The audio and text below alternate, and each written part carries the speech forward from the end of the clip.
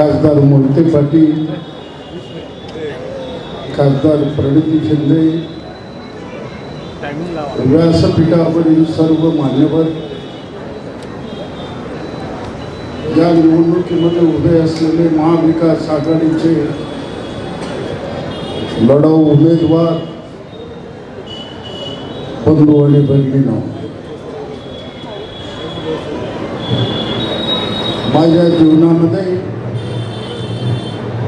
1968 ला मी पहिली निवडणूक लढवली.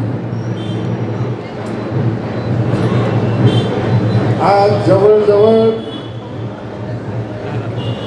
57 वर्ष होत आहे. या निवडणुकीमध्ये 70 माणसं बिनविरोध झालं असं भारतीय जनता पक्ष त्याच्या युतीतल्या लोकांनी जाहीर केलं. काही अधिकारी मंत्रालयामध्ये आहेत, प्रामाणिक अधिकारी आहेत, त्यांचं नाव मला घेता येणार नाही. मी गेलो 30 तारखेला मुंबईमध्ये आणि त्या अधिकाऱ्यांना विचारलं. त्या अधिकाऱ्यांनी सांगितलं एकेकाला 5-5 कोटी रुपये देऊन निवडणूक बिनविरोध करायचा प्रयत्न झाला. इतकंच नाही, साधे पोलीस पाठवले. त्या उमेदवारांना मंत्र्याच्या बंगल्यामध्ये कोंबले. इतकंच नाही, जेवढी त्यांची यंत्रणा होती ती सर्व यंत्रणा त्यांनी कामाला लावलं आणि सोलापुरामध्ये रक्ताची होळी त्यांनी केली. म्हणून तुम्हाला माझे हात जोडून विनंती आहे, 15 तारखेला 6 वाजेपर्यंत तुम्हाला दक्ष राहावं लागेल. हे गुंडगिरी करतील, आपल्या पुढाऱ्यांना हात घालतील, नाही त्या गोष्टीच्या अफवा पसरतील. यांच्याकडे या जाहीर सभेत बोलत आहे. माझ्यावर आतापर्यंत सरकारने 210 खटले केले. 4 वेळा मिसामध्ये मला घातलं. महाराष्ट्रातले निम्मे तुरुंग मी बघितले. अजूनही माझ्यावर 10 केसेस चालू आहेत. मी म्हटलं मरेपर्यंत माझ्यावर केसेस करा, भारतीय जनता पक्षाला काढल्याशिवाय मी गप्प बसणार.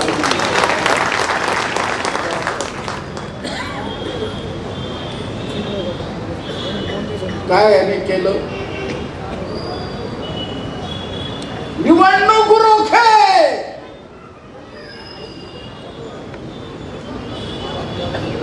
किती पैसा मिळालाय ना? 6,800 कोटी. पंतप्रधान केअर फंड,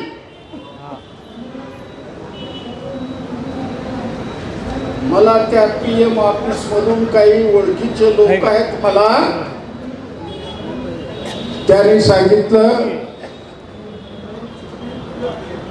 10,000 कोटीच्या वर आहे. आणि परवा लोकसभेमध्ये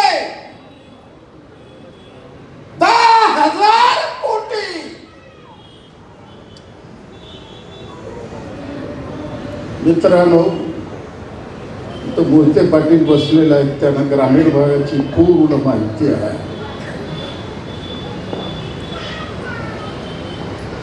जे बैल पुले असतात त्यांनी मला फोन करून सांगितलं, या नगरपालिकेच्या निवडणुकीला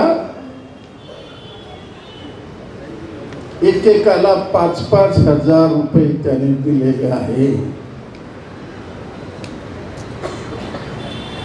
म्हणून ही फार कठोर संघर्ष आमचे पालकमंत्री म्हणतात, मी पाणी देणार. त्या पालकमंत्र्याला मी चॅलेंज करता, पुढच्या 5 वर्षापर्यंत तुम्ही सोलापूरला दररोज पाणी देऊ शकणार ना? काय आकडे?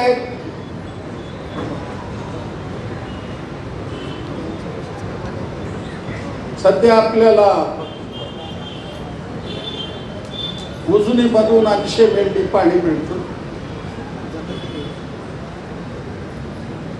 साहेबांनी दूरदृष्टी ठेवली होती, शिंदे साहेबांनी. 92ला आम्ही सगळे नगरसेवक होतो,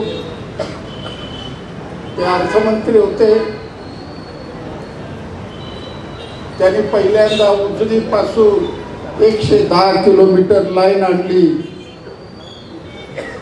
त्यामुळे आज 5-6 दिवसाला एकदा पाणी आहे. शिंदे साहेबांनी आणलं नसतं, 15 दिवसाला एकदा पाणी मिळालं असतं.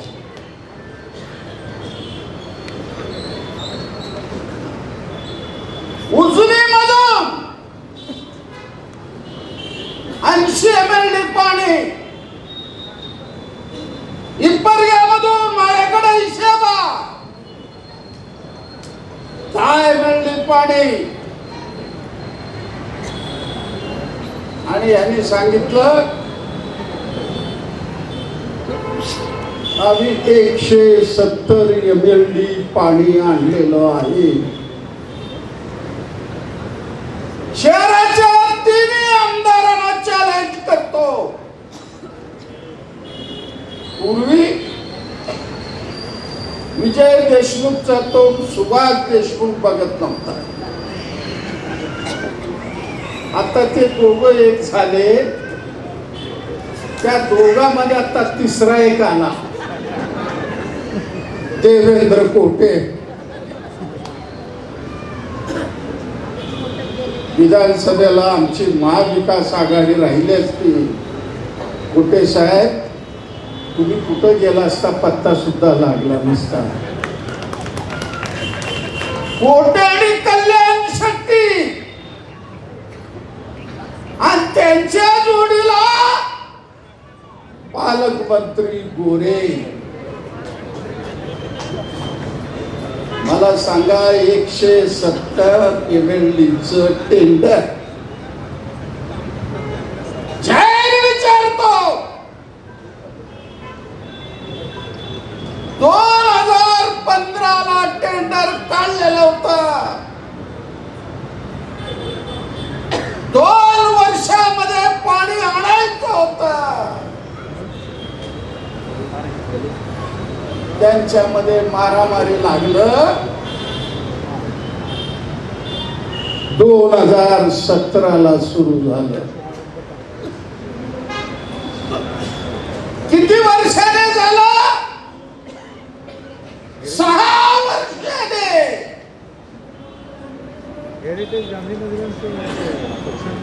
आणि आता म्हणू लागले आम्ही 892 कोटीचं स्कीम मंजूर केलं.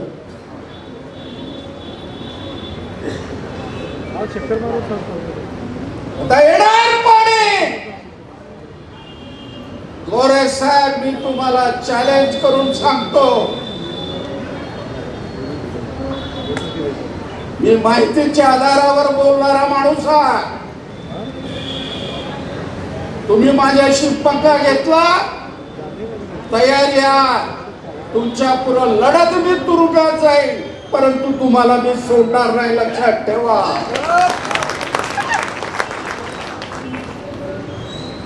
मला बाळातले तज्ञ, महाराज जीवन प्राधिकरणातले तज्ञ यांनी सांगितलं 5 वर्षापर्यंत ही स्कीम पूर्ण होणार नाही. म्हणजे पुढची निवडणूक तोपर्यंत पाण्याकरता हाहाकार चालू आहे. पण मी तुम्हाला शब्द देतो, माझ्याकडे प्लॅन आहे. सरकारी आमचा प्लॅन माझा छाती ठोकून सांगतो. महाविकास आघाडीचा महापौर तुम्ही इंद्रभवनवर बसा, 1 वर्षामध्ये पाणी नाही दिलं, माझ्या घरापुढे येऊन तुम्ही बसा, हे माझी तयारी.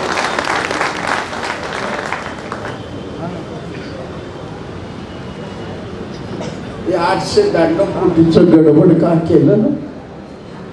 निवडणुकीत पैसे पाहिजे, टेंडरच्या अगोदर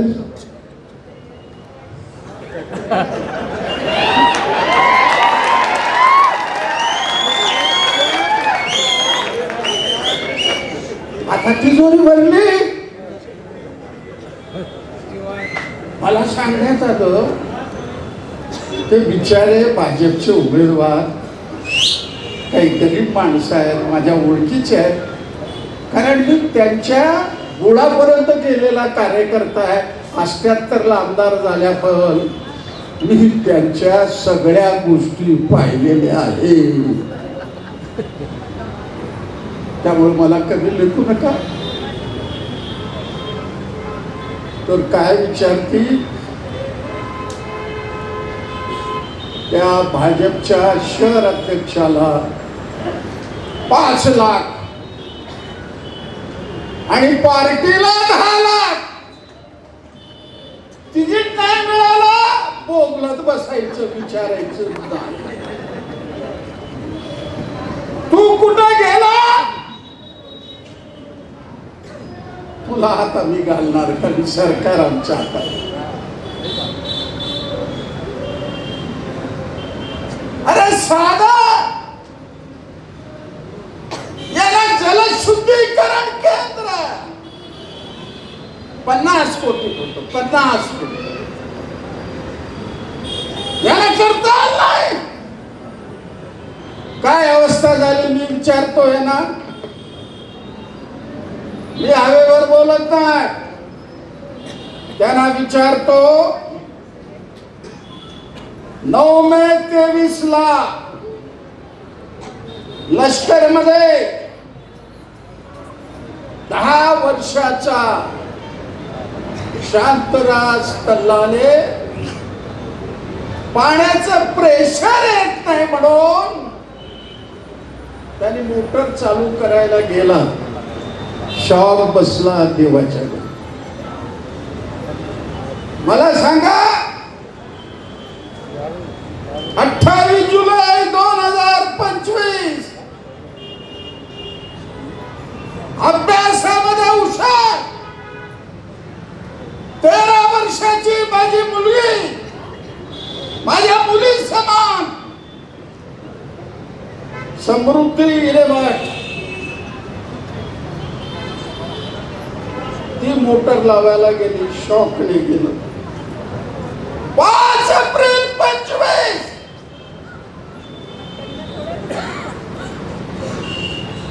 पाण्यामध्ये ड्रेनेजचं पाणी घुसलं. मोदीमध्ये भाग्यश्री मित्रे 16 वर्षाची, जिया मित्रे 16 वर्षाची, मोदीमध्ये 2 विद्यार्थी मेले. याला जबाबदार कोण? तिला 5 लाख. मी तुम्हाला विचारतो, 50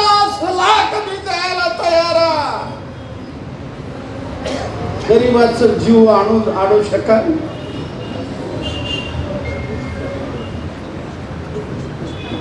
अक्कलकोटला MIDC आहे.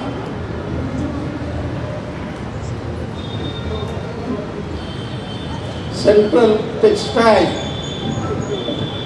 18 मे 25 ला रात्री 1:30 वाजता आग लागली. मालक फोन केल्यानंतर 1 तासाने गाडी आली फायर ब्रिगेडची. मला स्वतः पोलीस अधिकाऱ्याने सांगितलं. त्या ठिकाणी मी गेलो असताना रात्री 3:30 ला यांची फायर ब्रिगेडची गाडी गेली. त्या गाडीमध्ये पाणीच नव्हतं. आग कसं विझवणार? शेवटी पोलिसांनी म्हणलं आमचं घ्या पाणी. 4 काउंटर मालकेचे 4 8 माणसं मेले. याला जबाबदार भारतीय जनता पक्ष आणि त्यांचं प्रशासन. मला त्यांचे नातेवाईक सांगितले, आई आणि मुलगी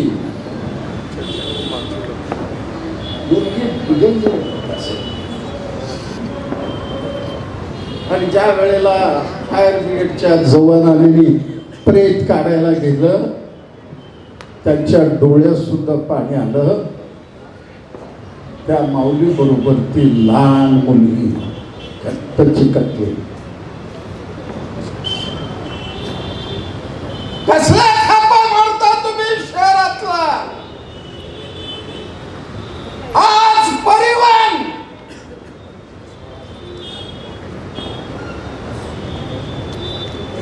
99 बस क्रॅक झाले. एक बस जाग्यावरच जळाला. सगळ्या बसेस बिघडले. 12 लाखाचं शहर, 17-18 बसेस. आमचा महापौर येऊन बसू द्या. 6 महिन्याच्या आत 100 बस गाड्या आणल्याशिवाय आम्ही गप्प बसणार. आणि आपल्या जाहीरनाम्यामध्ये महाविकास आघाडीच्या पुढाऱ्यांना मी विनंती करतो, विद्यार्थी आणि महिलांना 100% मोफत प्रवास परिवहन मधून.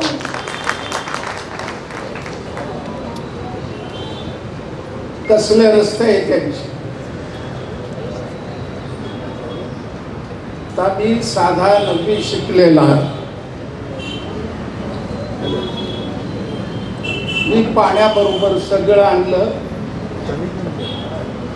आज रेनगर मध्ये 24 तास पाणी आहे.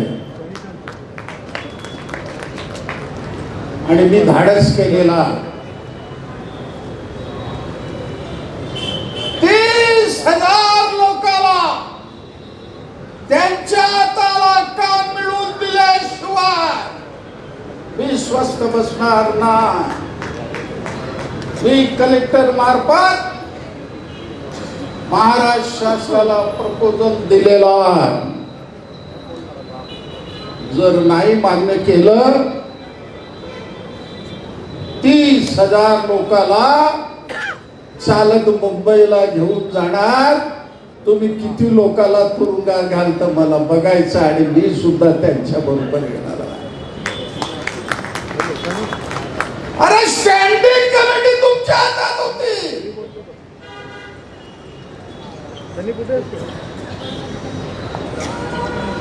तुम्हाला अध्यक्ष निवडता आलं नाही. कारण स्टँडिंग कमिटी इतकी बदनाम झालं. चेतन भाऊ सगळ्याला ताकीद द्या. कष्टाची भाकरी मरेपर्यंत राहते. महानगरपालिकेचं पाकिट संस्कार बंद करा. कोण अधिकारी किंवा नगरसेवक पाकिट मागेल त्याला सरळ लाचलुचपत प्रतिबंधक कायद्याकडे द्या. गरज पडलं मला सांगा, मुंबई पर्यंत सगळ्या अधिकाऱ्यांना मी ओळखतो. आज काय परिस्थिती आहे? सोलापूर शहर मार्शललाच, सोलापूरचं शहर हुतात्म्याचं शहर. यांनी काय करून ठेवलं? मी आज पालकमंत्र्याला विचारतो, माझ्या सोलापूरला कुठं नेऊन ठेवला रे राजा?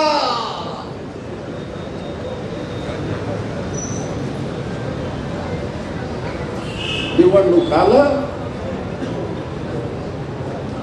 पोलिसांचा वापर करा, सरकारी मशिनीचा वापर करा, गुंडांचा वापर करा,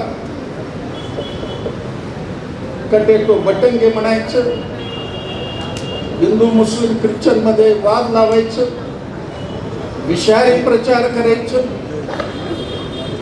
आणि एकदा आपल्याला मत मिळाले 5 वर्षाला यायचं नाही. आणि कोरोनामध्ये ती श्रीमती इंदिरा, ते आमची सोनिया गांधी, कोरोनामध्ये सत्ता तुमची होती. मोदी साहेब म्हणले घंटी वाजवा, त्यानंतर म्हणलं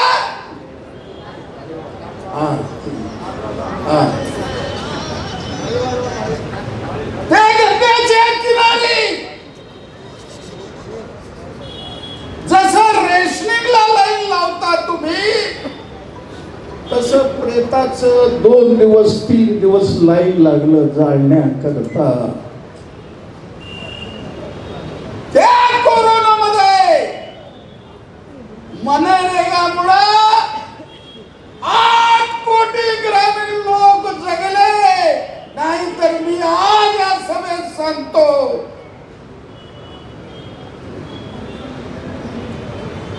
ते बंगाल पेक्षा जास्त आकडा गेला असता. 1 कोटीपेक्षा जास्त माणसं मेले असते. केवळ मनरेगा असल्यामुळं 8 कोटी माणसाला ग्रामीण भागामध्ये काम मिळालं. केवळ श्रीमती सोनिया गांधी आणि डावी आघाडी यांच्या डोक्यातून निघाले. अरे आज आदिवासींना आम्ही मालकीचे पट्टे दिले.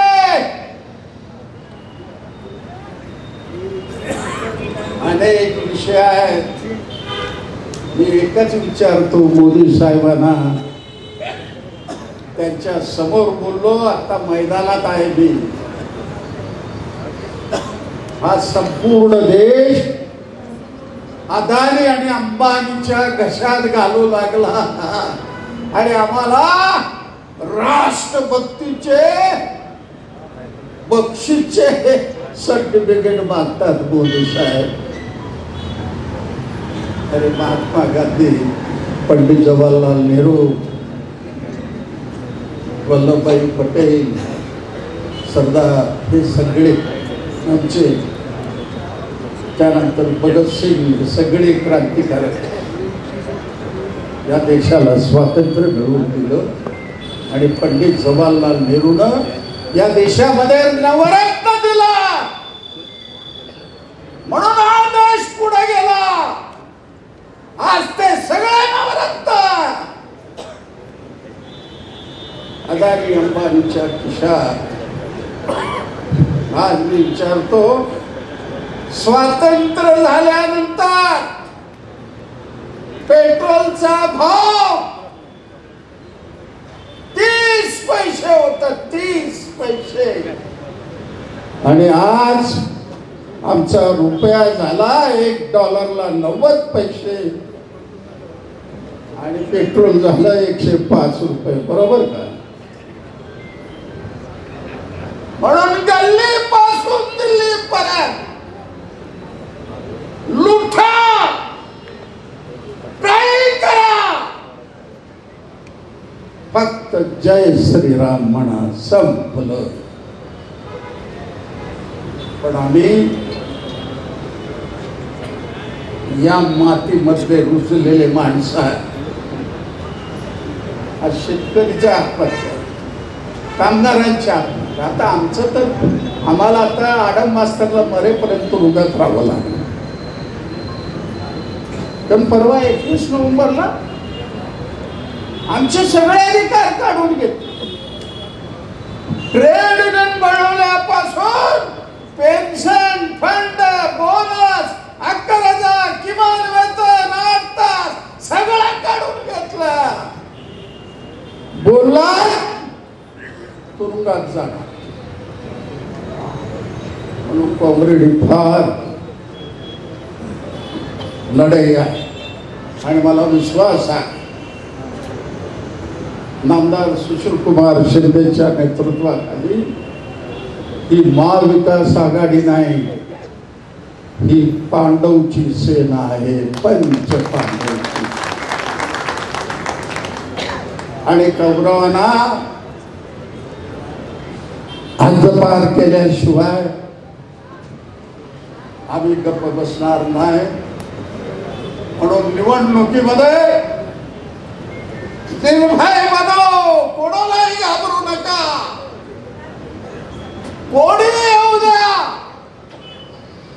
पण महाविकास आघाडीच्या पुढाऱ्यांना कळवा, काही चालवा.